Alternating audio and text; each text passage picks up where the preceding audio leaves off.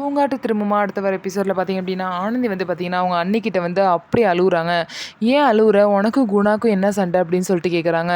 இல்லை அண்ணி, நான் வந்து எவ்வளோ தடவை சொல்லிட்டேன் குணா கிட்ட என் கல்யாணத்தை பற்றி பேசாத, கல்யாணத்தை பேச்சு எடுக்காத என்கிட்ட.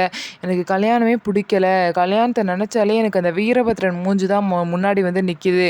நைட்டெல்லாம் அந்த வீரபத்ரன் தான் என் மூஞ்சிக்கு வரான் அப்படின்னு நான் திடுக்கு திடுக்குன்னு எந்திரிச்சு விழுவுறேன் அப்படின்னு சொல்லிட்டு இப்போ ஆனந்தி பார்த்தீங்கன்னா அழுதுகிட்டே சொல்கிறாங்க.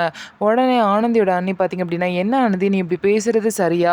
ஒரு வாழ்க்கை இப்படி ஆயிடுச்சு அப்படிங்கிறதுக்காக இன்னொரு வாழ்க்கையை தேடிக்காமல் இருக்க முடியுமா?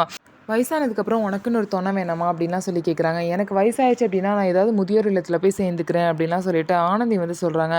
ஆனந்தி மனசில் குமரன் இருக்காங்க. ஆனால் இதெல்லாம் வந்து எப்படி ஒத்துப்பாங்க? யாருமே வந்து விவாகரத்தான பொண்ணை கல்யாணம் பண்ணிக்க ஒத்துக்க மாட்டாங்கன்னு சொல்லிட்டு ஆனந்தி ஒரு சைடு பயப்படுறாங்க.